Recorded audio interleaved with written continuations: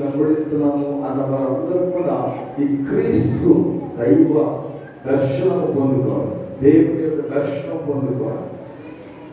First గారు దైవ దర్శనం అంటే ఏంటి, దైవ దర్శనం ఎలా పొందుకోవాలి, దైవ దర్శనం పొందుకుంటే లాభం ఏంటి అని అడిగితే ఈరోజు ఆ 3 విషయాల గురించి మీకు పంచుకోవాలని ఆశపడుతున్నాను.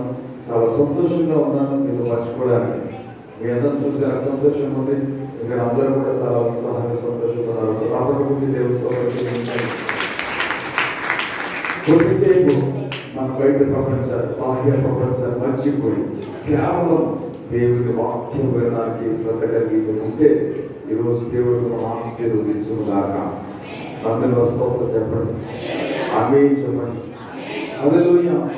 దైవ దర్శనం పొందుకుంటే పాపులను పరిశుద్ధంగా మారుస్తుంది. దైవ దర్శనము పాపులను పరిశుద్ధంగా మారుస్తుంది. ఎవరో పాపి ఎలా పరిశుద్ధంగా మార్చబడ్డాడు బైబిల్లో నుంచి చూపిస్తాను. అలాగే దైవ దర్శనం పొందుకుంటే నామకార్థులు నమ్మకస్తులుగా మార్చబడతారు. ఎవరు నామకార్థులు, ఎవరు నమ్మకస్తులుగా మార్చబడ్డాడు ఈరోజు మీ వాక్యంలో చూపిస్తాను. ఎవరైతే దైవ దర్శనం పొందుకుంటారో వారు ఉన్నతమైన స్థితికి చేరుకుంటారు. దేవుని స్తోత్రం కలుగునుగా. ఎవరు ఉన్నత స్థితికి చేరుకున్నారో చూపిస్తారు. ఎవరు గొప్ప నాయకులుగా మారేది చూపిస్తారు. ఎవరు పాప ప్రక్షాళన పొందుకున్నారో చూపిస్తారు. ఎవరు దేవుని దర్శనం పొందుకున్నాక దేవుడు పత్రికగా మారిపోయేదని చూపిస్తారు. బైబిల్ నుంచి 3 చూపించడానికి ఆశపడుతున్నాను. ఆ 3 వ్యక్తుల జీవితాల్లో దేవుని ముఖ దర్శనం పొందుకున్నాక, దైవ దర్శనం పొందుకున్నాక, సంపూర్ణ దర్శనం పొందుకున్నాక, ప్రత్యక్ష దర్శనం పొందుకున్నాక వారి జీవితాలు ఎలా మారాయి? ఈ రోజు నీ జీవితం మారకపోవడానికి కారణం ఏంటో తెలుసా? నీ జీవితం ఇంకా దైవ దర్శనం పొందుకోలేదు నీవని నువ్వు గుర్తించాలి. నిజంగా దైవ దర్శనం పొందుకుంటే నువ్వు మామూలుగా ఉంటావు, నువ్వు ఒక అగ్ని జ్వాలగా ఉంటావు. దేవుని స్తోత్రం కలుగునుగాక. నువ్వు మంచి జ్వాలగా ఉంటావు. దేవుని స్తోత్రం కలుగునుగాక. ఇతరులు వెలిగించే నక్షత్రంగా ఉంటావు. దేవుని స్తోత్రం కలుగునుగాక. నువ్వు ఒక మట్టిగా ఉన్నావంటే నువ్వు దైవ దర్శనం పొందుకోలేదు. దైవ దర్శనం పొందుకోవాలి. బైబిల్ నుంచి మీకు చూపిస్తాను. బైబిల్లో ఒక వ్యక్తి ఉన్నాడు, ఎవరు తెలిసిన వ్యక్తి. ఆ వ్యక్తి భూమి మీద 120 సంవత్సరాలు జీవించాడు. ఆ వ్యక్తి పేరు చెప్పగలరా? బైబిల్లో 120 సంవత్సరాలు జీవించిన వ్యక్తి. ఆ వ్యక్తి జీవితాన్ని విడదీస్తే 3 భాగాలు, 40, 40, 40. ఆమె మీకు మీరు తప్పకుండా వచ్చారు. అబ్బా మీరే తప్పకుండా నన్ను గుడిసుకుంటున్నాడు. దేవుడు జీవితం ఆశీర్వదించుగా మంచిది. మోషే భక్తుని జీవితంలో మనం చూసుకున్నట్లయితే మోషే భక్తుని యొక్క జీవితంలో మొదటి 40 సంవత్సరాలు రాజ టీవీని అనుభవించాడు. రాజగృహంలో ఎదిగాడు. రాజుగారి దగ్గర ఉన్నాడు. అంతఃపురంలో పెరిగాడు. సకల విద్యలు అభ్యసించాడు. అలా విద్యలు అభ్యసించిన తర్వాత ఒక్క దెబ్బతో ఐగుప్తుని చంపేశాడు. అంటే ఆ మార్షల్ ఆర్ట్స్ లో ఎంత ప్రావీణ్యుడో ఒకసారి గమనించండి. ఒక హెబ్రేయుడు ఐగుప్తు దేశంలో పెరిగాడు, కానీ సకల విద్యా ప్రావీణ్యుడిగా ఎదిగాడు. ఆ 40 సంవత్సరాలు. ఓకే, ఆ 40 సంవత్సరాల తర్వాత 40 సంవత్సరాల తర్వాత ఏం జరిగిందంటే 40 సంవత్సరాలు దేవుడు అతన్ని గొర్రెల కాపరిగా చేశాడు. విద్యారణ్యంలో తొడిగిపోయాడు. ఎందుకు విద్యారణ్యంలో తొడిగిపోయాడండి మోషేని ప్రభువు అంటే? మొదటి 40 సంవత్సరాల్లో మోషే చేసిన గొప్ప పని ఏంటో తెలుసండి? సకల విద్యా ప్రావీణ్యుడే. అన్ని భాషలు నేర్చుకున్నాడు, విద్యలు నేర్చుకున్నాడు. ఎలా బ్రతకాలి, ఎలా డిఫెండ్ చేసుకోవాలి, ఎలా కాపాడుకోవాలి అన్ని చేసుకున్నాడు. కానీ అతను ఏం లేదో తెలుసా? ఓర్పు లేదు. అతను ఏం లేదో తెలుసా? సహనం లేదు. ఒకసారి ఒక ఐగుప్తీయుడికి, ఒక హెబ్రీయుడికి గొడవ జరిగినప్పుడు అండి, ఇతను విడదీయగా తెలియడు. విడదీసినప్పుడు ఆ గొడవలో ఆ ఐగుప్తీయుడిని చంపేశాడు. ఒక దెబ్బతో చంపేశాడు. ఎందుకంటే ఓపిక ఉండాలి, సహనం ఉండాలి. ఆ ఓపిక సహనం లేదు మోషేకి. హెబ్రీయుడిని కాపాడాడు, కానీ ఐగుప్తీయుడిని చంపేశాడు. ఇంకోసారి చెప్పున్నా, చంపేసిన మోషే ఆ ఐగుప్తీయుడిని ఇసుకలో అక్కడక్కడ గొయ్యి తీసుకెళ్ళి. ఒక విషయం బాగా ఆలోచించండి. మట్టిలో గొయ్యి తీయడం ఈజీయే. ఎందుకంటే మట్టిలో గొయ్యి తీసుకున్న మట్టి మరి పక్కనే ఉంటుంది, మళ్ళీ మట్టి తీసుకొని పక్కన వేసుకోవచ్చు. కానీ ఇసుకలో గొయ్యి తీయడం అంటే చాలా కష్టం. ఎందుకంటే తీసుకోకపోతే మళ్ళీ పడిపోతూ ఉంటుంది. ఇసుకలో గొయ్యి తీసినప్పుడు మళ్ళీ పడిపోతూ ఉంటుంది. అయినా సరే ఇసుకలో గొయ్యి తీసి అప్పుడు పెట్టేసాడు. ఇక అప్పుడు చూడలేదనుకున్నాడు మోషే. మోషేకి అనుకున్నాడు, ఇది ఎప్పుడు చూడలేదు. మనం చాలా మంది అనుకుంటాము ఇది ఎప్పుడు చూడట్లేదని, ఇది ఎప్పటికీ తెలియదని. నేను చెప్తున్నాను, మన దేవుడు చూస్తున్న దేవుడు, ఆయన పేరు ఎవరు అప్పుడు దేవుడు. మన దేవుడు ఐగుప్తు దేశంలో జరిగిన సంఘటన చూశాడు. ఆయన అనుకున్నాడు, అమ్మో ఈ మోషే విషయంలో సరిచేసుకుంటాను, నా నిబంధన ప్రజలందరినీ ఇతను అప్పచెప్తే రోజు ఒకటి చెప్పలేము. ఏంటంటే నిబంధన ప్రజలు లక్షల మందిని అప్పచెప్పాలి. బైబిల్లో రాయబడిన సంగతి ఏంటంటే 6 లక్షల కాల్పలము 30 లక్షల మంది జనాంగం అంట. మోషే నడిపించిన జనాంగం 6 లక్షల కాల్పలము 30 లక్షల మంది జనము. అంతమందిని మోషే నడిపించాలంటే ఇలాంటి నరహంతకు అప్పచెప్తే ఎలా కట్టుకున్నాడు దేవుడు. వెంటనే మోషే తీసుకెళ్ళిపోయి విద్యారణ్యంలో విడిచిపెట్టాడు. గొర్రెల కాయడం నేర్పించాడు దేవుడు. దేవుడు స్తోత్రం కలుగును గాక. ఈరోజు నీవు కనుక కఠిన హృదయం కలిగి ఉంటే, దేవుడు చూడట్లేదు అనుకుంటే కనుక నీకు దైవ దర్శనం దేవుడే దయచేయదు కాక. ఆమేన్. ఆ విద్యారణ్యంలో గొర్రెలు కష్టపడుతున్నప్పుడు గొర్రెలు కాపాడుకుంటే మెయిన్ లక్షణం ఏంటో తెలుసండి, తగ్గించుకునే లక్షణం. ఫర్ ఎగ్జాంపుల్, ఆ గొర్రెలు కాబట్టి గొర్రె పక్కన పొడలో వెళ్ళింది అనుకున్నాం, తినేస్తుంది, వేసేస్తుంది, అవతల తెచ్చుకొని వేసేస్తుంది. అవతల పొడలో వచ్చి ఎవరు గొర్రె గొర్రె అనుకోండి, మోషే అలాగే అనుకోండి, అవి ఊరుకుంటాడా? బయటకు గొడవ చేస్తాడు. అదే తిను, నా ఇంట్లో కూడా తినే, నా పక్క ఇంట్లో కూడా తినే అంటాడు అనుకుంటారా? వెంటనే గొర్రె కట్టేస్తాడు, అక్కడ మీటింగ్ పెట్టేసి గొర్రె పోయేస్తాడు. ఎందుకంటే ఎప్పుడో ఒప్పుకోడు, అవతల గొర్రె గుడ్లో యువతల దొడ్లో ఉన్న గొర్రె అవతల దొడ్లో రాకుండా ఏ గొర్రెలు ఆపరేషన్ పడతాం, ఎవరి గొర్రెలు ఆ గొర్రెల దొడ్లోనే ఉండాలి. అలాంటప్పుడు ఈ గొర్రె అప్పుడు ఏం చేస్తుంది అంటే, బాబు ఆ గొర్రె నాది క్షమించుకోవు అని చెప్పి అతను బతుకులాడుకుని అతను తిడుతున్నా సరే, దుర్భాషలాడుతున్నా సరే, ఆ గొర్రె జాగ్రత్తగా పిలుచుకుని తీసుకొచ్చి మేతే మందులు కలుపుకుంటాడు. దేవుడు స్తోత్రం కలుగును గాక. ఓపిక సహనం నేర్పించేటంటే మోషేకి ఆ విద్యారణ్యంలో దేవునికి మహిమ కలుగును గాక. ఈ రోజు నా ఓపిక సహనం నీ జీవితంలో లేకపోతే దేవుడు నీకు ముఖ దర్శనం దయచేయను గాక. ఆమేన్. మోషే జీవితంలో గొప్ప అనుభూతి చెప్పనండి. మోషే జీవితంలో దేవుడు ఫరోని ఎదుర్కొనే శక్తి దేవుడు మోషేకి ఇచ్చాడు. దేవుడికి మహిమ కలుగును గాక. ఫరో రాజుని ఎదిరించే శక్తి, ధైర్యము, బలము దేవుడు మోషేకి ఇచ్చాడు. దేని ద్వారా తెలుసండి? కేవలం ఒక దేవుని యొక్క ముఖ దర్శనం ద్వారా. తప్పకుండా దేవుడు స్తోత్రం చేస్తుంది. అద్భుతమైన నాయకుడిగా, అద్భుతమైన ఇల్లంతలో నమ్మకస్తులుగా పేరు పొందిన మోషే ఆ స్థితికి ఎటువంటి కారణం ఏంటి అంటే, మీరు సింపుల్ గా చూస్తే మీరు తెలుసుకుంటారు. మీరు దేవుడు మోషేకి మండే పొద దర్శనం దయచేసిన దేవుడి స్తోత్రం కలుగును గాక. హల్లెలూయా. అపొస్తలుల కార్యం 7వ అధ్యాయం 37వ వచనం చదువుకుందాం. అపొస్తలుల కార్యంలో 7వ అధ్యాయం 37వ వచనం.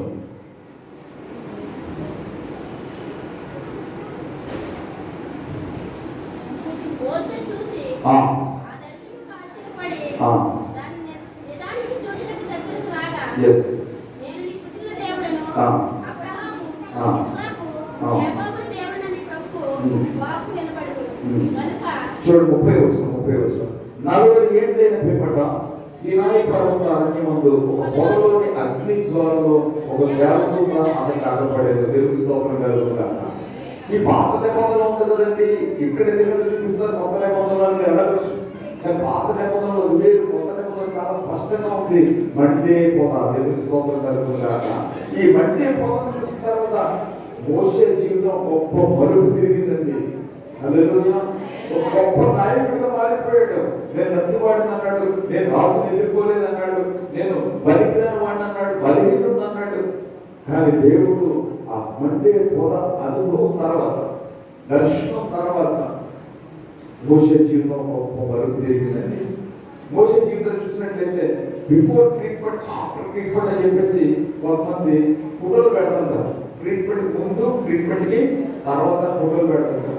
ట్రీట్మెంట్ ముందు బొడ్డు లాగా ఉండేవి, ట్రీట్మెంట్ తర్వాత బొడ్డు లాగా అయ్యి, ట్రీట్మెంట్ ముందు చర్మం ఎలా ఉండేది, ట్రీట్మెంట్ తర్వాత చర్మం ఎలా ఉండేది. మోషే జీవితంలో మనం చూసుకున్నట్లయితే దర్శనానికి ముందు, దర్శనానికి తర్వాత చూసుకున్నట్లయితే చాలా వ్యత్యాసంగా కనపడుతుంది. హల్లెలూయా. మోషే జీవితంలో దర్శనం ముందు జీవితం అయితే ఒకటైతే దర్శనం తర్వాత నుంచి మోసే జీవితం గొప్ప పరుగు దేవుడికి ఇవ్వడు. గొప్ప సమూహంలో దేవుడు నడిపించి గొప్ప నాయకుడిగా మోసే దీవించాడు. హల్లెలూయా. కాబట్టి మేము దేవుడు మోసే దేవుడు దీవించినప్పుడు ఆ మోసే ఆ అనుభవాన్ని ఎలా చూసారో తెలుసా? సంపూర్ణ అనుభవం, సంపూర్ణ అనుభవం, సంపూర్ణ ప్రత్యక్షత, సంపూర్ణ దర్శనము. సంపూర్ణ దర్శనం అంటే ఏంటంటే సంపూర్ణ వ్యక్తి, వెలుగు, స్వరము మూడు కలవాలి. అక్కడ మంటే పొందిగా దేవుని యొక్క స్వరము మోసే విన్నాడు. హల్లెలూయా. ఆ వెలుగుని మోసే చూశాడు. హల్లెలూయా. అక్కడ ఒక వ్యక్తి దేవుడిని ప్రత్యక్షంగా మోసే చూశాడు. దేవుని స్తోత్రం కలుగును గాక. చెట్టులోంచి మంట వస్తుంది కానీ చెట్టు కాలిపోవట్లేదు ఏంటో చూశాడు. అదేంటంటే దేవుని యొక్క ప్రత్యక్షత. హల్లెలూయా. దేవుడు అన్నాడు, నా మాట అగ్ని వంటిది కాదా, మంటను బద్దలు చేయు, శుద్ధి వంటిది కాదా. ఆయన అగ్ని వంటి దేవుడైనా మనం ఆయన అనుభవించాలి. దేవుడు పెట్టారా? రెండోది ఏంటి తెలుసా? ఈ దర్శనము కళ్ళు మూసుకుని చూడలేదండి మోసే. కళ్ళు తెలిసి చూశాడంటే ప్రత్యక్ష దర్శనం. హల్లెలూయా. సంపూర్ణ దర్శనము, ప్రత్యక్ష దర్శనము. అంటే కళ్ళు తెలిసి మోసే దర్శనం చూశాడు. కళ్ళు తెలిసి వ్యక్తిని చూశాడు. కళ్ళు తెలిసి స్వరాన్ని విన్నాడు. కళ్ళు తెలిసి దేవుని చూడగలిగాడు. దేవుని స్తోత్రం కలుగును గాక. ప్రేమ దేవుడు ఇంత గొప్ప నాయకుడిని దేవుడు ఎలా చేశాడు అంటే మంటే పొద అనుభవము. ఈ రోజు నా జీవితంలో ఆ మంటే పొద చూసిన అనుభవం నీకుందా? దేవుని యొక్క దర్శనము మీరు చూసామా? మార్గం పొందాను, బాప్తిస్మం పొందాను, పరిశుద్ధాత్మ పొందాను, నిపుణులు పొందుకున్నానని చెప్పేసి ముందుకు వెళ్ళిపోతున్నావా? లేకపోతే దర్శనం పొందుకున్నావా? మోసే జీవితంలో దర్శనం పొందుకున్నాక దేవుడు అద్భుతంగా మోసేని నడిపించాడండి. ఎర్ర సముద్రం ఎదురు వచ్చిన ప్రభు అంటే దేవుడు ఏమన్నా తెలుసా? కళ చూపించు. హల్లెలూయా. కళ చూపించుయా చాలు. నీ చేతిలో ఏముంది? కళ ఉంది, కళ చూపించాడు. ఈ చిన్నపిల్లలకు పెద్ద చూపించినట్టుగా ఎర్ర సముద్రం కళ చూపిస్తే ఎవరు అవుతారు కదా? సముద్రాన్ని భయపడాల్సిన కళకి. కానీ దేవుడి మాట విన మోసే మనం చూస్తాం. దేవుడి స్తోత్రం కలుగును గాక. దైవ దర్శనం పొందుకున్న బిడ్డలు దేవుని మాటను ఆలకిస్తారు. ఆమేన్. దైవ దర్శనం పొందుకున్న బిడ్డలు దేవుని యొక్క మాటకు లోబడతారు. దేవుని స్తోత్రం కలుగును గాక. దైవ దర్శనం పొందుకున్న బిడ్డలు దేవుని మాటకు అవిధేయులు కారు. హల్లెలూయా. దైవ దర్శనం పొందుకున్న బిడ్డలు దేవుని మాటకు నమ్ముతారు, విశ్వసిస్తారు. కనిపిస్తే ఎర్రముందు బయలువుతుందా అని మోసే అడగలేదు. హల్లెలూయా. చాపన్నాడు దేవుడు చాపాడైతే అక్కడ చూడండి. కీర్తన 106 వచనంలో మనం చూస్తూ వస్తాం. 106వ కీర్తన 106 9వ వచనం. ఏంటి? ఆయన ఎర్ర సముద్రం గద్దెపగా అది ఆయన చాలు. ఇక్కడ మోసే దేవుడు ఏం చేయమన్నాడు? కర్ర చూపించమన్నాడు. మోసే ఏం చేశాడు? కర్ర చూపించాడు అంతే. గద్దించిందెవరు? దేవుడు స్తోత్రం చెప్పండి. ఆయన ఎర్ర సముద్రంలో గద్దెపగా అది ఆరిపోయిను. అదే ముఖ దర్శనం పొందుకున్నాక మోసే కేవలం చేతి కర్ర చూపించగా దేవుడు కార్యాలు చేయడం మొదలుపెట్టాడు. తెలుసా? మోసేని దేవుడు దర్శించాడు. హల్లెలూయా. ఈరోజు నిన్ను కూడా దేవుడు దర్శిస్తే నీ జీవితంలో ఉన్న ఎర్ర సముద్రం మాయలైపోను కాక, నీ జీవితంలో ఉన్న ఎదుకోకూడదు కూలిపోను కాక, నీ జీవితంలో మతాంతరం పోతుంది. హల్లెలూయా. నీ జీవితంలో పట్టణం నీరు రాబోతుంది. హల్లెలూయా. నీ జీవితంలో దేవుడు అద్భుతం చేసి శత్రువుల మీద జీవనం గ్రహించడం కాక. హల్లెలూయా. ఒక దర్శనం పొందుకోవడం వల్ల, దైవ దర్శనం పొందుకోవడం వల్ల మోసే జీవితంలో ఉన్న అద్భుతాలు మనం చూసే దేవుని స్తోత్రం కలుగును గాక. మరి మోసే జీవితంలో గొప్ప అనుభవం నాకు చెప్పండి. మోసే మరి దైవ దర్శనం పొందుకున్నందుకు ఏ విధమైన ఆశ్చర్యం పొందుకున్నాడంటే మీరు అడగచ్చు. నేను చెప్తాను. మోసే పొందుకున్న గొప్ప ఆశ్చర్యమైన అద్భుతకరమైన ఘట్టమైన ఉందంటే మోసే లక్షల మంది నడిపించాడండి. ఎక్కడి నుంచి ఎక్కడ నడిపించాడు? ఐగుప్తు నుంచి బాలుదేశంలో నుంచి కానాను దేశంలో నడిపించాడు. కానీ అక్కడ కానాను దేశంలో మోసే ప్రవేశించినట్టుగా ఉందా? లేదు, ప్రవేశించలేకపోయాడు. ఎందుకంటే అవిధేయత వల్ల ఆ నెబో పర్వతం నుంచి చూడమన్నాడు దేవుడు. చూశాడు తప్ప కానాను దేశంలో ప్రవేశం లేదు. పెట్టారా? దేవుడి మహాకృప పెట్టి యేసుక్రీస్తు ప్రభువారు ఆయన కరుణా సంపన్నుడు కాబట్టి ఇందాక మనం పాడుతున్నాం. ప్రేమపూర్ణుడా, స్నేహశీలుడా, విశ్వనాథుడా, విజయశీలుడా. ఆయన ప్రేమపూర్ణుడు. వాగ్దాన దేశంలోకి పాత నిబంధనలు ప్రవేశించలేదు కానీ కొత్త నిబంధనల దేవుడు ఆయన ప్రవేశించాలని చేశాడు. ఎక్కడో తెలుసా మీకు? రూపాంతర పంట మీద దేవుడు స్తోత్రం చేసింది. హల్లెలూయా. ముఖ దర్శనం పొందుకున్న, రైతు దర్శనం పొందుకున్న బిడ్డలు దేవుడు విడిచిపెట్టే దేవుడు కాదు. ఎప్పుడో చనిపోయాడు మోషే. మోషే చనిపోయిన కొన్ని వందల సంవత్సరాల తర్వాత మోషేని చనిపోయిన తర్వాత కూడా దేవుడు జ్ఞాపకం చేసుకున్నాడు. హల్లెలూయా. రూపాంతర కొండ మీదకి యేసు ప్రభువు పేతురుని యోహాను తీసుకెళ్లి వాళ్ళకి దర్శనం చూపించినప్పుడు ఆ రూపాంతర కొండ అనుభవం మీద ఎవరు వచ్చారో తెలుసా అండి? మోషేయు ఏలీయాయు వచ్చి యేసు ప్రభువుతో మాట్లాడడం వాళ్ళిద్దరు శిష్యులు చూశారు. అంటే మోషే ఎక్కడ దిగాడు? డెపో కాలేదు, అక్కడ తాబోరు కొండ. యాక్చువల్ గా అది రూపాంతర కొండ అంటారు కానీ దాని పేరు తాబోరు కొండ, అంటే హెర్మోన్ కొండ. అంటే ఆ హెర్మోన్ కొండ ఎక్కడ ఉంది?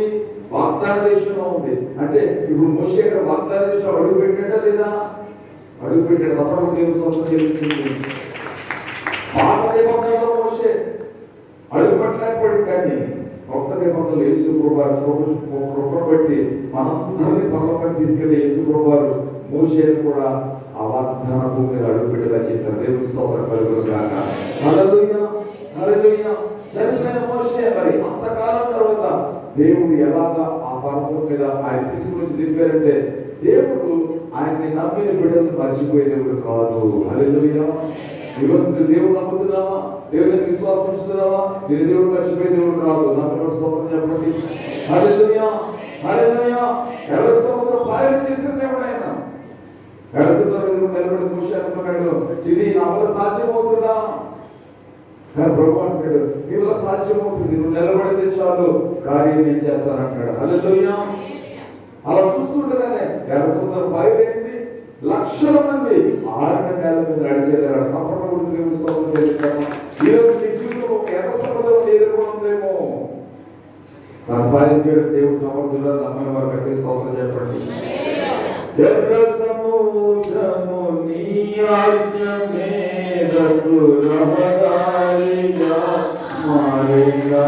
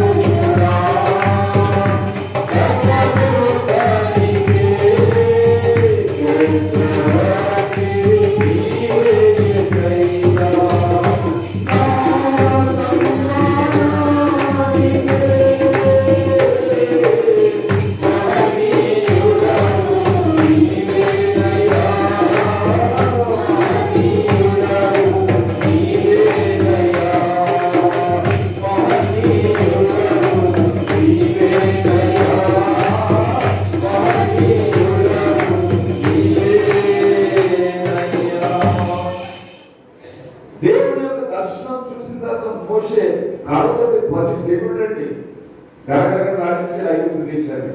దేవుడికి మహిమ కలుగును గాక. ఎర్రసముద్రం బయలు చేశాడు, ఆ కర్మ చూపించి దేవుడికి మహిమ కలుగును గాక. ఆకాశం మన్నాలు కురిపించాడు, ప్రార్థన చేసి దేవుడికి మహిమ కలుగును గాక. వడల నుండి తప్పించాడు, దేవుడికి మహిమ కలుగును గాక. ఇవన్నీ ఎప్పుడు జరిగితే తెలుసండి?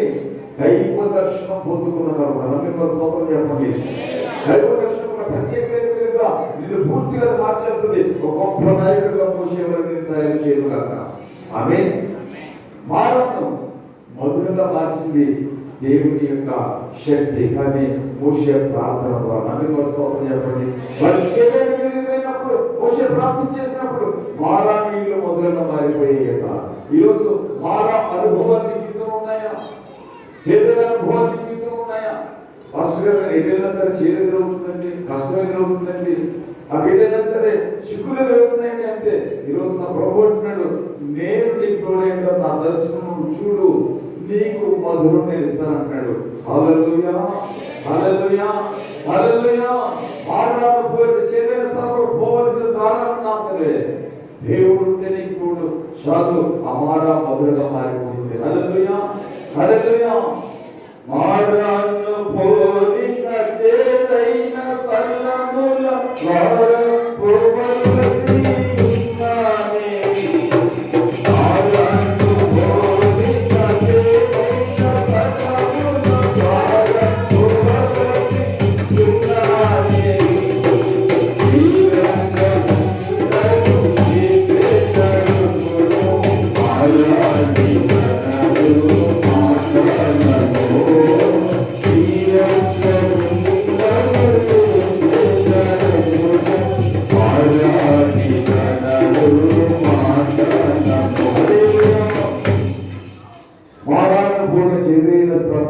పోవలసి ఉన్నానని దేవుడు నమ్మితే చాలు.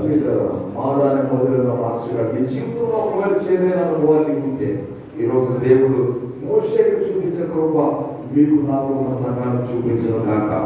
అది మొదటి వ్యక్తి. రెండో వ్యక్తిని చూపిస్తాను. బైబిల్లో యెషయా అనే భక్తుడు ఉన్నాడు. యెషయా అనే ప్రవక్త ఉన్నాడు. ఆ ప్రవక్త 6వ అధ్యాయంలో ఎందుకు చదువుకోండి రమ్మని చెప్పేస్తాను, ముగిస్తాను, ఎందుకంటే సమయం లేదు. ఈ యెషయా ప్రవక్త 6వ అధ్యాయంలో ఎందుకు చూడండి, ఒక గొప్ప దర్శనం చూశారండి.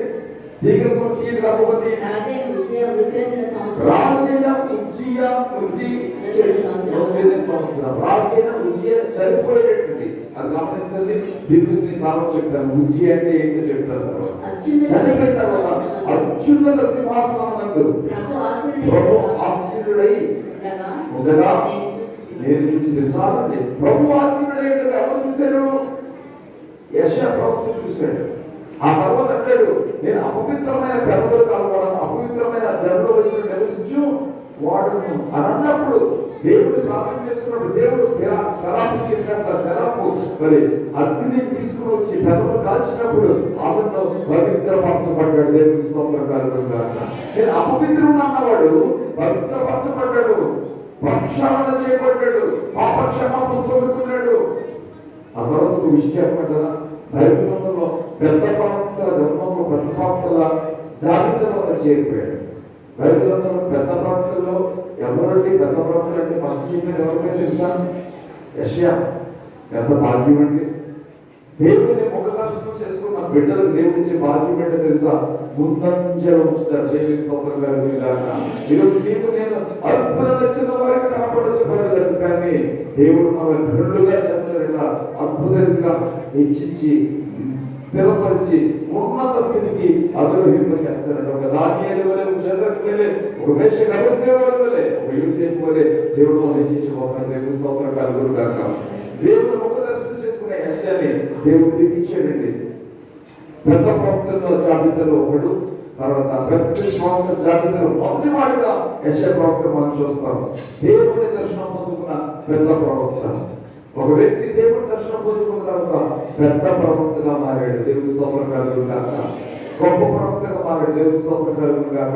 ఈరోజు నీవు నేను కూడా దర్శనం కోసం మోకరించి ప్రార్థించగలిగితే, ఉపవసించి ప్రార్థించగలిగితే, దేవుడు మనకు కూడా దర్శనం ఇవ్వగలిగితే మనం కూడా అటువంటి గొప్ప స్థితిలో దేవుడు మనుషులు కాక. హల్లెలూయా. మూడవదిగా చెప్తాను, ఇక్కడ యెషయా సంపూర్ణ దర్శనం చూశాడు. సంపూర్ణమైన దర్శనంలో దేవుడిని చూశాడు, ప్రత్యక్షతలో దేవుడిని చూశాడు. అలాగే మూడో వ్యక్తిని పరిచయం చేస్తాను, అపోస్తలుడైన పౌలు. ఈ పౌలు ఎక్కడ దర్శనం చూశాడు తెలుసా మీకు? ఒక మతోన్మాది, ఒక హింసకుడు, ఒక దూషకుడు, ఒక సంఘ హింసకుడు, దేవుడిని దూషిస్తూ దేవుడికి వ్యతిరేకంగా పరుగులేడుతున్నాడండి. అటువంటి దేవుడు పౌలుని దర్శించాడు. ఎక్కడ తెలుసా? దమస్కు మార్గంలో. దేవుడి స్తోత్రం కలుగును గాక. హల్లెలూయా. పుష్కరుడు, హింసకుడు, సంఘ విద్రోహి, బట్ దేవుని యొక్క ప్రసన్నత, దేవుని యొక్క దర్శనం పొందుకున్న తర్వాత, దేవుని యొక్క స్వరం వినిన తర్వాత, దేవుని యొక్క వెలుగు చూసిన తర్వాత, ఇది కూడా సంపూర్ణ ప్రత్యక్షమే. దేవుడి స్తోత్రం చేద్దాం. చూడండి, సౌలు ఏం చూశాడు? వెలుగు చూశాడు, స్వరం విన్నాడు, వెలుగు చూశాడు. తర్వాత చెప్పాలి, ఆ వ్యక్తితో మాట్లాడు, దేవుడితో మాట్లాడు. నీవెవరు? ఆయన అంటాడు, నీవు నేను హింసించుచున్నా యేసును దేవుని స్తోత్రం కలుగుతున్నాను.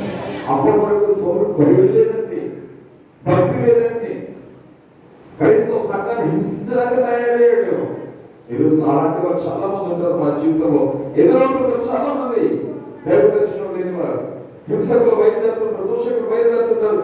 నిన్ను హింసించడమే ధ్యేయంగా, నిన్ను నీ మనసును చెప్పుకోవడానికి ధ్యేయంగా, నిన్ను కష్టపెట్టడానికి ధ్యేయంగా అనేక మంది బయలుదేరుతారు. ఎందుకంటే వారికి దైవ దర్శనం లేదు, వాళ్ళు బయలుదేరుతారు.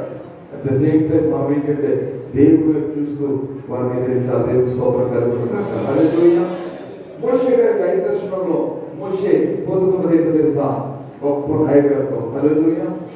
యెషయా దైవ దర్శనంలో యెషయా పొందుకున్నది ఏంటో తెలుసా? గొప్ప ప్రవక్త, పెద్ద ప్రవక్త అనుభవం. 3 పౌలు పొందుకున్న దర్శనం ఏంటో తెలుసా? దేవుని దర్శించిన తర్వాత పౌలు గొప్ప పత్రికలు రాశాడండి. 17 పత్రికలు రాశాడు కొత్త నిబంధనలో. నూతన నిబంధనలో పౌలు చేసిన గొప్ప పరిచయం ఏంటంటే పత్రికలు రాసిన సంఘాలకి. ఎవరినైతే చెడిపోయాలనుకున్నాడు, ఏ సంఘాలైతే చెడిపోయాలనుకున్నా ఆ సంఘాలకి పత్రికలుగా మార్చాడు దేవుడు. దేవుడు స్తోత్రం కలుగుగాక. హల్లెలూయా. కానీ మోషేకి 3వ అధ్యాయంలో దర్శనం, కొత్త దర్శనం కలుగుతుంది. కానీ 2వ అధ్యాయంలో మనం చూసుకున్నట్లయితే పాత నిబంధనలో ఎందుకు దర్శనం కలిగింది? దర్శనాలు ఎవరు కలుగుతాయి? మొదటి చూస్తున్నాం మోషే, తర్వాత యెషయా, తర్వాత పౌలు చూస్తున్నాం. మోషే జీవితంలో దర్శనం, దైవ దర్శనం పొందుకోవడం ముందు 2వ అధ్యాయం మనం చూసినట్లయితే మోషేకి సిపోరకు కొడుకు పుడతాడంటే ఆ కొడుక్కి ఏ పేరు పెట్టాడు తెలుసా? గెర్షోము. చెప్పండి అందరూ, అందరూ చెప్పండి. గెర్షోము అనే పదానికి అర్థం ఏంటో తెలుసా అండి?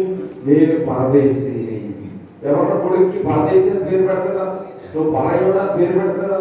కానీ మోషే యొక్క ఆశ ఏంటంటే ఇది నా దేశం కాదు, ఇది ఐగుప్తు దేశము. ఒక దినాన్ని నుంచి వెళ్ళిపోవాలి. దేవుని స్తోత్రం కలుగుగాక. హల్లెలూయా. ఈరోజు మనందరికీ కూడా ఒక ఆశ ఉండాలి. ఇది పరదేశము, ఇది పరాయి దేశము, ఇది అన్య దేశము. ఒక దినానికి అన్ని కూడా విడిచిపెట్టి వెళ్ళిపోవాలి. చాలా మంది అనుకుంటారు ఇది నాది, అది నాది, అది నాది, ఇది నాది, ఇవి నాది, అవి నాది. చాలా మంది రాయించుకుంటారండి ఇది నాది, ఇది నాది, ఇది నాదని. అలా రాయించుకున్న వాళ్ళతో బట్టలు కలిసిపోయి చాలా మంది కరోనాలు ఏం తీసుకెళ్ళలేదు, బట్టలు కలిసిపోయాయి. నాది నాదని రాయించుకుంటారు. ఒక విషయం చెప్పమంటారా? వాళ్ళు రోజు ఒక ఫస్ట్ చెట్టు ఉంటుందండి, నాది నాది నాది అనుకుంటున్నా వాళ్ళు నీవి కాదని. ఎవరు చెప్పండి? కానీ మాది మాది మాది అంటారు. అదే కావు కావు కావు తప్పకుండా తెలుసుకోవాలి. ఒక పక్షి రోజు చెప్తున్నాను కావు కావు కావు కావు, ఏమి నీవి కావు. ఇది ఒక రోజు విడిచిపెట్టి వెళ్ళిపోవాలి. అయినా సరే కూడా బుద్ధి రాదు. మీకు ఒక సంగతి తెలిసిన అన్ని పక్షులు భయంకరమైన అది చూడలేని ఇది చూడసఖ్యం కానీ గూడేదనం అంటే కాకిగూడు. కాకిగూడు పోతోటి చెత్తతోటి కడుపుకుంటే తెలిసిన చూడబోతే సుందరంగా ఉండదు. బయటికి సహా కట్టేసుకుంటుంది కాకిగూడు. ముళ్ళ కచ్చ అదేంటంటే జస్ట్ గుడ్లు పెట్టి పొదగడానికి మాత్రమే, అంత అర్థం ఉండడానికి కట్టుకోదు. ఎందుకు తెలుసా? దానికి కూడా తెలుసు ఇది నా స్థిర నివాసం కాదని. అప్పుడు కూడా దేవుని స్తోత్రం చెల్లించాను. కానీ కూడా జ్ఞానం కూడా మనిషి పంపలేదంటే ఇల్లు కట్టుకుంటున్నాం, సుందరంగా కట్టుకుంటే ఇది నాకు ఇందులో ఉండాలి అనుకుంటున్నాం. ఇందులో పిల్లలు ఉండాలి, మనవాళ్ళు ఉండాలి, మనవరాలు ఉండాలి. కానీ ఒక దినాన్ని విడిచిపెట్టి వెళ్ళాల్సిన కుటుంబం దానికోసం ఆలోచించేద్దామని ఈ భూమి ఉన్నప్పుడు ఎవరో ఆలోచించేయట్లేదు. ప్రేమ దేవుడు కదా నేను చెప్తున్నాను. మోషేకు ఉన్న ఆశ ఏంటంటే దేశము పరాయి దేశము, పరవాసిని అని అస్తమాలు జ్ఞాపకం రావడం కోసం అతను కొడుకు పెట్టుకున్న పేరేంటో తెలుసా? గెర్షోము. హల్లెలూయా, హల్లెలూయా. అలాగే యెషయా భక్తుడికి ఈ దర్శనం ఎప్పుడు వచ్చింది తెలుసా? 6వ అధ్యాయంలో ఉజ్జియా మృతి నొందిన తర్వాత. ఉజ్జియా అంటే ఎవరు తెలుసా? గర్భము గర్భము గర్భము గర్భం చచ్చిపోయిన తర్వాత, ఉజ్జియా చనిపోయిన తర్వాత యెషయా భక్తుడికి గొప్ప దర్శనం కలిగింది. దేవుడిని చూసే భాగ్యం ఇచ్చాడు దేవుడు. దేవుడి స్తోత్రం కలుగుతుంది. ఈ రోజున మనలో చాలా మందిలో కూడా గర్భం అనే ఉజ్జియా చచ్చిపోతే తప్ప దైవ దర్శనం మనకు రాదు. ఉజ్జియా చేసిన పని ఏంటి తెలుసండి? అప్పుడు చెప్పిన యాజకుడు నువ్వు దూపం వేయకూడదయ్యా, నువ్వు రాజుగా ఉన్నట్టే ఇలా దూపం వేసాడు. చేయకూడదు మనం చేస్తారంటే కొంతమంది. ఇప్పుడు మాస్టర్ చెప్పారు, నువ్వు మైకిల్ పెట్టు, నువ్వు పాపం వాయించు, నువ్వు అది వాయించు, అది చెయ్యి అయ్యే చెయ్యాలి. అవి కాకుండా ఇది కూడా చేస్తారు, అది కూడా చేస్తారంట కొంతమంది. దోపు వేయకూడదు, వాళ్ళు వేయకూడదండి. చూడండి, మోషే వ్యతిరేకంగా కోర కుమారులు వేస్తారు, దోపం వేస్తామని. వాళ్ళు అగ్ని అవ్వలేదు తెలుసా మీకు? ఎవరు దోపం వేయాలో వాళ్ళే వేయాలి, ఎవరు యాజకత్వం చేయాలో వాళ్ళే చేయాలి, ఎవరు మధ్యలో పని చేయాలో వాళ్ళే పని చేయాలి. దేవుడు వాళ్ళని ఎదుగుతున్నాడు. వాళ్ళని లేవీయులని పిలిచారు. హల్లెలూయా. మనకున్న 12 గోత్రం ఏంటో తెలుసా? లేవీయులు. లేవీయులకి స్థలం ఏం లేదండి. గోత్రాలు పంచినప్పుడు, యెహోషువ స్థలం పంచినప్పుడు 11 గోత్రాలకు స్థలం పంచిపెట్టారు, కానీ లేవీ గోత్రాలకు స్థలం పంచలేదండి. ఎందుకో తెలుసా? దేవుడే వాటిని చూసుకుంటాడు. దేవుడు స్తోత్రం కలుగుతాడు. హల్లెలూయా. మేము పని చేస్తున్నామంటే, మేము ఉద్యోగం చేస్తున్నామంటే, మేము వ్యాపారం చేస్తున్నాం, ఇది కేవలం సేవ. ఎందుకంటే మా పనే అది. దేవుడు స్తోత్రం చెప్పండి. కాబట్టి మమ్మల్ని దేవుడే చూసుకుంటాడు. దేవుడు యాజకత్వం చేసేవాడు. దేవుడు ఏది తక్కువ చేయడు. ఏది ఆ కేవలం కాకుండా ఆహారం పంపించాడో అదే దేవుడు బిడ్డల్ని యాజకులను పోషించడు కాక. ఆమేన్. అది ఎప్పుడు ఏం తక్కువ చేయడు. కాబట్టి దేవుడు రుచిగా చనిపోవాలి. మాకు దాని మనం చేయకూడదు. ఒకసారి మపసం తీసుకెళ్తారండి. మపసం జారి ఎగబడి నుంచి వెంటనే ఒక వ్యక్తి పట్టుకున్నాడు దాన్ని. ఎవరు? ఉజ్జా. చెప్పండి. యెషయా ప్రవక్త అది యెషయా ప్రవక్త దర్శనం కలిగినప్పుడేమో చనిపోయి కాకపోతే ఉజ్జియా. మపసం పడిపోతున్నప్పుడు ఎగబడి నుంచి మపసాన్ని ఇలా చేతిలో పట్టుకున్నాడంటే అంతే. అతని పేరు ఉజ్జా. చెప్పండి, ఉజ్జా. అది అతను పట్టుకోకూడదు. ఎవరు పట్టుకోవాలి అది పట్టుకోవాలి, ఎవరు పట్టుకోకూడదు అది పట్టుకోకూడదు. అలా పట్టుకున్నాడు, అక్కడికక్కడ చేసిపోయాడు. ఎవరు పట్టుకోవడం వాళ్ళు పట్టుకోవాలి, ఎవరు పట్టుకోకూడదు వాళ్ళు పట్టుకోకూడదు. ప్రేమ తెలియకుండా ఎందుకు చెప్తానంటే, చాలా మంది వ్యతిరేకంగా చేసి దైవ దర్శనాలు పొందుతారు. ఉజ్జా చనిపోయాడు. ఇంకోటి దైవ సేవకుడికి కోపం పెట్టుకున్నాడండి, కోపడ్డాడు. ఎవరు? ఈ ఉజ్జియా. చనిపోయిన రాజు. ఇంటికైతే చదువుకోండి మీరు. ఈ ఉజ్జియాను బుద్ధి నెట్లో కొడుకు చేస్తుంది, ఉజ్జియాను కొడుకు చేస్తుంది. దైవ సేవకుడి మీద కోపపడ్డాడు, దైవ సేవకుడు దూషించాడు, దేవుడి వ్యతిరేకంగా దోపం వేశాడు, ఉజ్జియాన్ని మపసం పట్టుకున్నాడు. కాబట్టి ప్రేమ పెట్టాలి. నేను చెప్తానంటే మనం బహు జాగ్రత్తగా బహు భయభక్తులతో ఉన్నప్పుడు దేవుని దర్శనం మనం పొందుకుంటాము. దేవుని కృప మనం పొందుకుంటాం. అంటే కృప దేవుడు మనం దయచేయను కాక. హల్లెలూయా. నేను దైవ సేవకుల పరిచయాలు చెప్తున్నాను. మీరు దైవ దర్శనం పొందుకుంటే, మీరు దైవ దర్శనం పొందుకుంటే చెప్తున్నాను, ఆ ఆశీర్వాదాలే మీరు దేవుని స్తోత్రం కలుగును కాక. ఒక మోషే గొప్ప నాయకుడు అయిపోయినట్టుగా నడిపించాడు, వారికి ఆహారం పెట్టాడు, దాహం తీర్చాడు, చిరస్థాయికి మిగిలిపోయాడు. ఈరోజు దేవుడు దైవ దర్శనం పొందుకుంటే అనేకులను నడిపించదు కాక, అనేక మందికి నువ్వు ఆదర్శంగా ఉండు కాక, అనేక మందికి నువ్వు మాదిరిగా ఉండు కాక, మార్గదర్శకంగా రోల్ మోడల్గా దేవుడిని మార్చును కాక. ఒక మోషే వలె నువ్వు ఉండాలంటే మోషే పొందుకున్న ఒక దర్శనము నువ్వు పొందుకోవాలి. యెషయా ఒక దర్శనం పొందుకున్నాడు, దైవ దర్శనం పొందుకున్నప్పుడు యెషయా ఒక గొప్ప ప్రవక్తగా మిగిలిపోయాడు. ఒక ఉజ్జియా చచ్చిపోయిన తర్వాత యెషయా దర్శనం పొందుకున్నాడు. నీ జీవితంలో గర్వం అనే ఉజ్జియా చచ్చిపోతే తప్ప నీ దైవ దర్శనం పొందుకోలేవు. మన జీవితంలో ఒక గర్వం ఉంటే, అహంకారం ఉంటే దేవుని దగ్గర మనం చేరుకోలేమండి. గర్వము నాశనమునకు నడుపును. మన నాశనం ముందే ఉందండి, గర్వం ఉందండి, అది ఉండకూడదు. ఈ ఉజ్జియా చనిపోతే నువ్వు దేవుని దర్శనం పొందుకుందువు గాక. హల్లెలూయా. పౌలు విషయంలో మనం చూసుకున్నట్లయితే, పౌలు దేవుని వెంబడించినప్పుడు విరిగి దేవుని హృదయం పెట్టుకుని వెంబడించాడండి. ఎందుకు తెలుసా? ఆ దర్శనానికి ముందు పౌలుకి ఒక గొప్ప అనుభవం ఏంటంటే తెలుసా?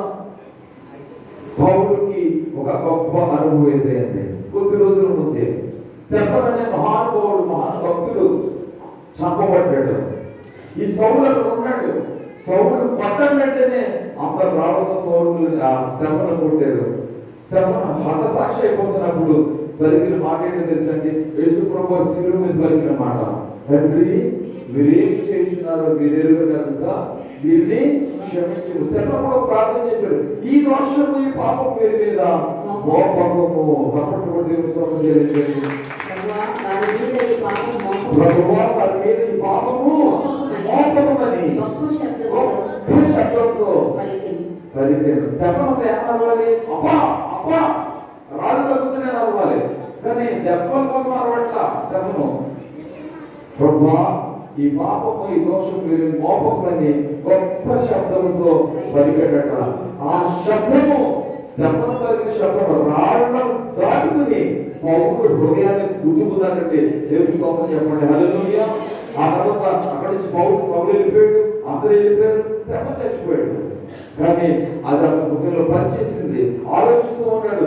వెళ్ళిన తర్వాత అతనికి ఉత్తర్వులు వచ్చాయి. ఏంటి తెలుసా? అతిథులు వచ్చాయి. అంతకు ముందు అక్కడ అప్లికేషన్ పెట్టుకున్నాడు. నేను సంఘాన్ని చేరుతాను, సంఘస్థులను చంపుతాను, సంఘంలో స్త్రీలను చంపుతాను, గర్భిణులను చంపుతాను అని పెట్టుకుంటే అప్లికేషన్ అప్పుడు శాంక్షన్ అయింది, చంపని ఇచ్చారు. ఇప్పుడు అతను యోధా మత ప్రవీణుడు అండి. సౌలు తెలుసా? యోధా మతంలో ప్రవీణుడు అనమాట అండి. గమనీయుల పాదాల దగ్గర చదువుకున్నవాడు, చాలా ప్రావీణ్యం ఉన్నవాడు. ఇప్పుడు ధర్మశాస్త్రం ప్రకారంగా మీ అధికారులు లోపడుంటే ధర్మశాస్త్రం చెప్తుంది కాబట్టి ఇప్పుడు చంపడానికి వెళ్ళాలా వద్దా? వెళ్ళాలి. వెళ్తున్నాడు, నమస్కారాలు వెళ్తున్నాడు. ఎవరిని? సంఘాచారానికి పార్టీలో పట్టుకు వెళ్తున్నాడు. వెళ్తున్నప్పుడు దేవుడు అన్నాడు, మీరు హింసిస్తున్న యేసును నేనే. హల్లెలూయా. ఈ రోజు ఒకవేళ దేవుడు వ్యతిరేక పరిగెడుతున్నామేమో, దేవుడు నేను దర్శించుగాక. ఆమేన్. హల్లెలూయా. ఒకవేళ మన జీవితాల్లో మనకు తెలుసో తెలియకో దేవుడి నుంచి వ్యతిరేకంగా వెళ్ళిపోతుంటాం. ఒకసారి తెలియదు, పిల్లలు గొర్రెలకి చిరిగిపోతుంటే మనం తెలియకుండా వెళ్ళిపోతుంటాం. ఒక కుర్చీ అలాగా, ఒక కుర్చీ అలాగా, లేకపోతే మనం తెలియకుండానే దేవుడికి వ్యతిరేకంగా మనం వెళ్ళిపోతుంటాం. మనం ప్రార్థన చేసుకున్నాము, ప్రభువా మోషేని గొప్ప నాయకుడిగా చేశావు, యెషయాని గొప్ప ప్రవక్తగా చేశావు, సౌలుని గొప్ప భార్యగా మార్చావు. ఈరోజు నన్ను కూడా మార్చేయ, నాకు కూడా నీ దైవ దర్శనం దయచేయకుండా అని అడుగుతున్నాము. ప్రేమ దైవ దర్శనాన్ని మించిన ఆశీర్వాదం లేదని నమ్మిన వారు తప్పకుండా దేవుని స్తోత్రం తెలియజేయండి.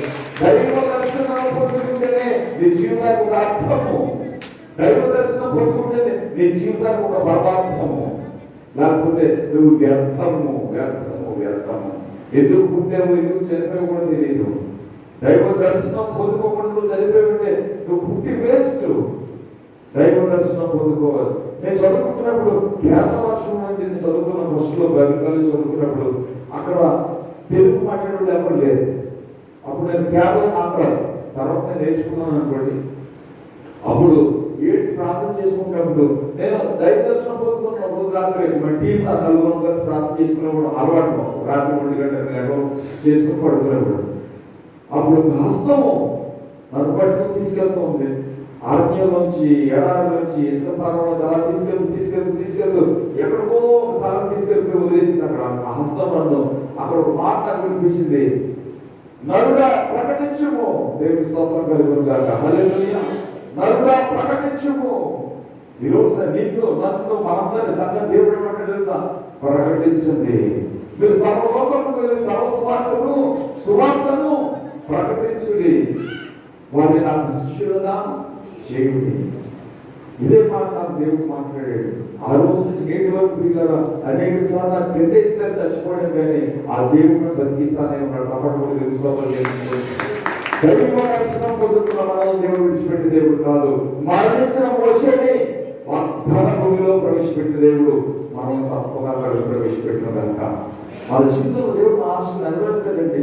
మన జీవితంలో మన దేవుడు మన సంతోషం చేస్తాడు. ఎందుకంటే తన నమ్మిన బిడ్డల్ని ఎంత మాత్రం దోషం వేసే దేవుడు కానే కాదు.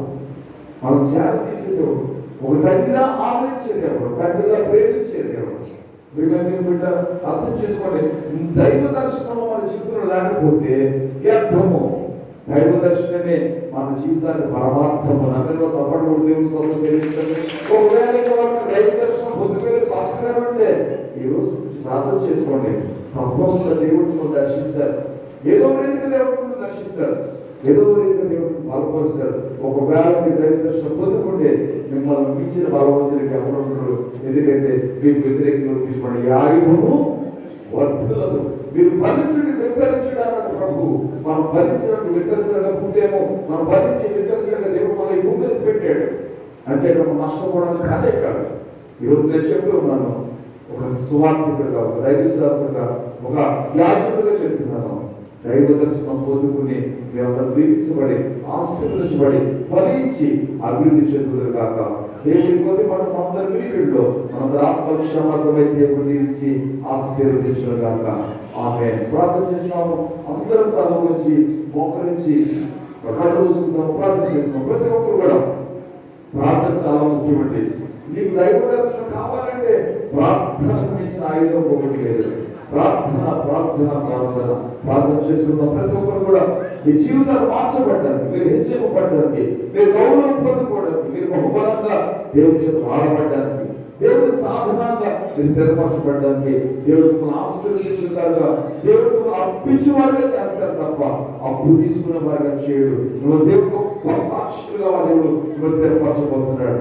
మీరు దేవుని సువార్త రథాలి, దేవుని పత్రికగా మీరు మారాలి, దేవుని పరిశుద్ధ గ్రంథాలుగా మీరు మారాలి. ఉజ్జీవంతో జ్వలించాలి, ఫలించాలి, ప్రజ్వలించాలి. మీరు ఈ లోకానికి వెలుగవ్వాలి, ఈ లోకానికి ఉపయోగించాలి, అనేకులు ఆశీర్వదకరంగా మారాలి, సుగంధాలు వెదజల్లాలి, అనేకుని మధ్య ఆవరణలో తీసుకొచ్చి ఉంటుందాక. దేవుడు మనం దీవించుగాక. దేవుడు అంటున్నాడు, నేను ఆదరిస్తాను, భయపడకు, నేను బలపరుస్తాను, నేను ప్రేమ చూపిస్తాను, నేను స్నేహం చేపిస్తాను. నీవు విశ్వసించడానికి, నువ్వు నమ్మడానికి నేను నీకు తోడైనా అంటాడు. ఆపత్కాలమందు సర్వలోకమందు వీర జనాలకి దీపముగా ఉన్నానంటాడు. ప్రతి ఒక్కరు ప్రార్థన చేసుకుందాము.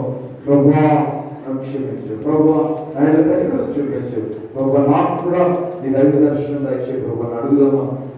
ఆ దైవ దర్శనం పొందుకుని ఒక మోషే వలె, ఒక యెషయా వలె, ఒక పౌలు వలె మనం కూడా అనేకులకు ఆశీర్వదించడానికి దేవుడు సహాయం చేయగల ప్రార్థన చేస్తున్నాం. ప్రతి ఒక్కరు కూడా చేసి ప్రార్థన చేయండి, ప్రయత్నం చేయండి. ప్రేమా పూర్ణుడా, స్నేహశీలుడా, విశ్వనాథుడా, విజయవీరుడా, ఆపత్కాలమందున సర్వలోకమందున దీన జనానికి దీపముగా వెలుగుతున్నవాడా, ఆరాధింతునే లోకరక్షకుడా, మనస్సులో జీవితాలను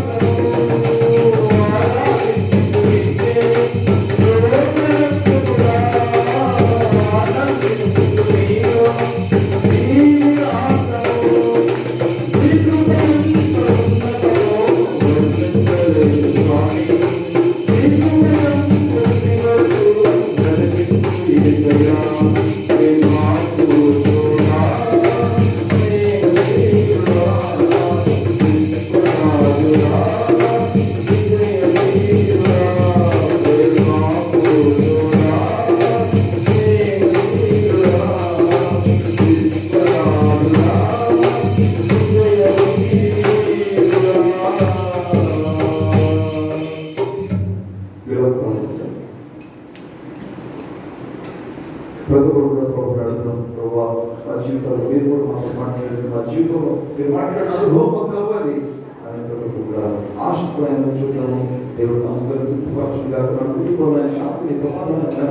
మనస్సులో అనుగ్రహించి ప్రతి కుటుంబంలోనూ, ప్రతి జీవితంలోనూ దేవుడు ఆయన కృప చూపించి ఆయన కృప బాగుండి చెప్తున్నాను. ధన్యవాదాలు.